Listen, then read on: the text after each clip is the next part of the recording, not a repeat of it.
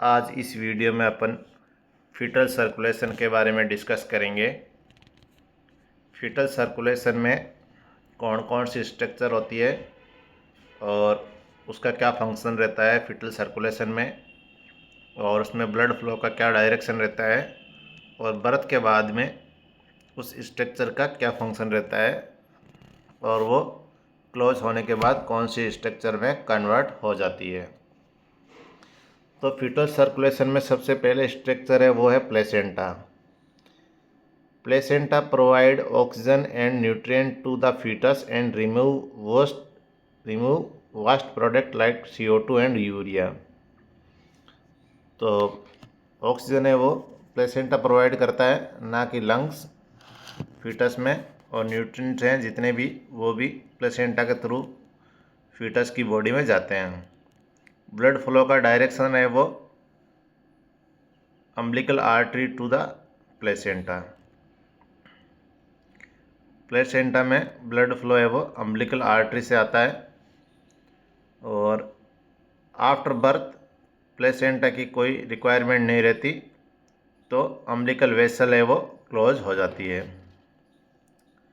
दूसरी स्ट्रक्चर है umbilical when.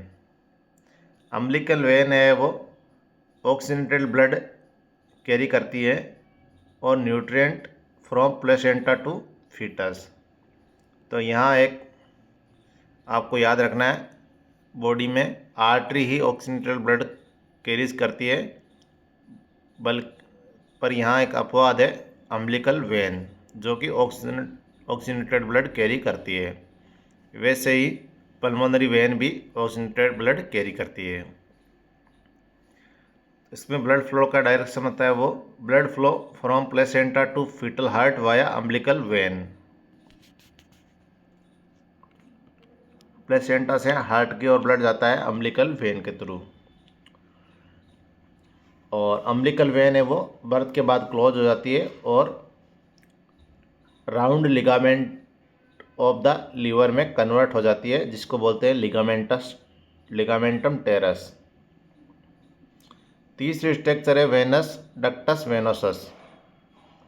Ductus venosus divert some blood from umbilical vein directly to the inferior vena cava bypassing the liver. Ductus venosus का function देख सकते हैं आप कि सम ब्लड को वो अम्बिलिकल वेन से इंफीरियर वेना केवा में डायरेक्ट कर देती है और लीवर को बाईपास कर देती है, ताकि लीवर है वो बीच में नहीं आए। इसमें डायरेक्शन रहता है कि blood flow from umbilical vein flow into the ductus venosus then to the inferior vena cava, और ये बर्थ के बाद क्लोज हो जाता है और लिगामेंटम वेनोसम में कन्वर्ट हो जाता है। नेक्स्ट स्ट्रक्चर है वो है foramen Oval. Foramen Oval allow blood to flow from right atrium to the left atrium bypassing the non functioning lung। जो लंग्स है वो फीटस में फंक्शन नहीं करते, इसलिए जो ब्लड है वो राइट एट्रियम से सीधा ही लेफ्ट एट्रियम में चला जाता है। नॉर्मली क्या होता है, राइट एट्रियम से राइट वेंट्रिकल में, और राइट वेंट्रिकल से लंग्स में जाके फिर लेफ्ट एट्रियम में आता है। तो ये चीज़ें बाईपास हो जाती है, और वहाँ एक फोरामेन ओवल होता है जो राइट एट्रियम से लेफ्ट एट्रियम में ब्लड को डायरेक्ट ले जाता है। इसमें फ्लो है वो right atrium to left atrium में होता है, और ये जैसे ही बच्चे का बर्थ होता है क्लोज हो जाता है और फोसा ओवेलिस में कन्वर्ट हो जाता है। क्लोज क्यों होता है? Due to increase left atrial pressure. Left atrial में प्रेशर बहुत ज़्यादा होने के कारण ये क्लोज हो जाता है। अगली स्ट्रक्चर है डक्टस आर्टेरियोसस। डक्टस आर्टेरियोसस है वो divert blood from pulmonary artery to aorta. इसमें क्या है, ब्लड है वो पल्मोनरी आर्टरी से अरोटा में चला जाता है, और वो भी लंग को बाईपास करता है।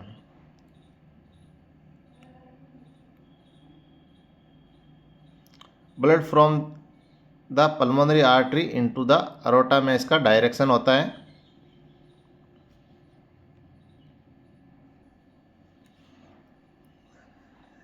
जैसे कि नॉर्मली क्या होता है, पल्मोनरी आर्टरी है वो ब्लड को लंग्स में ले जाती है, पर उनके बीच में शंट बन जाता है और ये है डक्टस आर्टेरियस से वो क्लोज हो जाता है जैसे ही बच्चे का बर्थ होता है और वो लिगामेंटम आर्टेरियस में कन्वर्ट हो जाता है। ये क्लोज क्यों होता है? Due to increased oxygen level and reduce prostaglandin के कारण ये क्लोज हो जाता है। फिर नेक्स्ट स्ट्रक्चर है right atrium. Receive oxygen deoxygenated blood from the body and the umbilical vein via inferior vena cava. Right atrium, इसमें मेन जो तीन ही चीज़ों का रोल रहता है खास, बाकी तो तीन चीज़ें वो फोरामेन ओवल, डक्टस वेनोसस और डक्टस आर्टेरियोसस है, वो तीन मेन चीज़ें होती है एग्जाम की दृष्टि से। राइट एट्रियम में ब्लड फ्लो कैसे होता है? Blood flow from the inferior vena केवा and superior vena cava into the right atrium, जैसे कि नॉर्मली होता है। After birth receive blood from the superior vena cava and inferior vena केवा now entering the lungs. Next structure है वो है left atrium. Receive oxygenated blood from the right atrium through the foramen Oval. Left atrium में वो lungs से blood receive करने की बजाय डायरेक्टली राइट एट्रियम से ब्लड रिसीव करता है फोरामेन ओवल के द्वारा। इसमें ब्लड फ्लो का डायरेक्शन वो है blood flow from the right atrium to the left atrium via the foramen ovale. After birth receive oxygenated blood from the lungs via the pulmonary veins.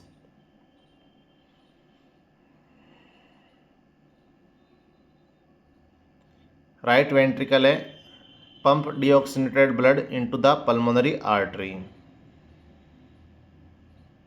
Blood from the right atrium to the right ventricle then into the pulmonary artery.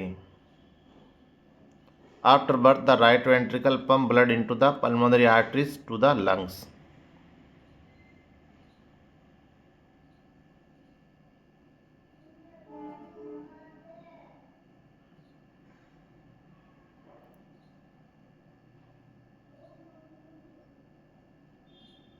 Left ventricle pump oxygenated blood to the rest of body. Blood flow from the left atrium to the left ventricle, then into the aorta. After birth, it pumps oxygenated blood to the body. अगली structure है aorta. Distribute oxygenated blood to the systematic circulation. Blood from the left ventricle to the aorta then to the body. After birth the aorta continues to distribute oxygenated blood to the body. फिर umbilical arteries carry deoxygenated blood from the foetus back to the placenta for oxygenation and waste removal. यहाँ एक अपवाद है, umbilical artery है वो deoxygenated blood है वो carry करती है फीटस से प्लेसेंटा की ओर। Blood from the internal iliac artery to umbilical artery then to the placenta. Umbilical arteries में ब्लड कहाँ से आता है? इंटरनल इलिक आर्टरीज से, और ये आप बर्थ के बाद में क्लोज हो जाती है और मीडियल अम्बिलिकल लिगामेंट में कन्वर्ट हो जाता है। लंग्स है वो non functional in fetus circulation as gas exchange occur in the placenta. बिल्कुल भी काम नहीं करते लंग्स, गैसों का एक्सचेंज है वो प्लेसेंटा में होता है। Blood bypass the lungs through the foramen Oval and ductus arteriosus. इसमें बाईपास हो जाता है फोरामेन ओवल के थ्रू। जो राइट एट्रियम का ब्लड है वो लेफ्ट एट्रियम में चला जाता है और पल्मोनरी जो पल्मोनरी वेन का ब्लड है वो डायरेक्टली अरोटा में चला जाता है।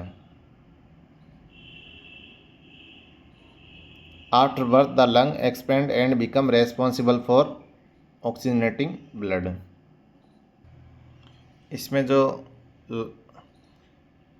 डक्टस आर्टेरियस है उसमें ये एक संट है जिसमें पल्मोनरी आर्टरी से ब्लड है वो डायरेक्टली अरोटा में चल जाता है, पल्मोनरी वेन से नहीं जाता, पल्मोनरी आर्टरी से जाता है। तो आप करेक्शन कर लेना, मैंने पल्मोनरी वेन बता दिया था पहले। अब कुछ इसमें इम्पोर्टेंट पॉइंट देखेंगे। In foetal circulation oxygenated blood is supplied by the placenta not the lungs. Shunt होते हैं इसमें foramen ovale, ductus arteriosus and ductus venosus are essential shunt that help bypass the liver and lungs. Changes at birth. After birth, the lungs inflate, oxygen level increase, and various fetal circulatory structure close, redirecting blood flow to the lungs and liver for proper postnatal circulation. तो ये fetal circulation में जितने भी structure है वो इस video में अपन ने कवर कर लिए, और उस स्ट्रक्चर में पहला तो वो है कि अपन ने डिस्कस किया था कि स्ट्रक्चर का नाम, उसका फंक्शन, उसके बाद में उसमें ब्लड फ्लो का डायरेक्शन क्या होता है, और बर्थ के बाद में वो स्ट्रक्चर किस में कन्वर्ट हो जाती है। तो जितने भी क्वेश्चन बनते हैं फीटल सर्कुलेशन में वो इस वीडियो में कवर हो चुके हैं। मोस्टली एग्ज़ाम की दृष्टि से एक तो ये पूछा जाता है कि क्लोज होने के बाद वो स्ट्रक्चर किस में कन्वर्ट हो जाती है।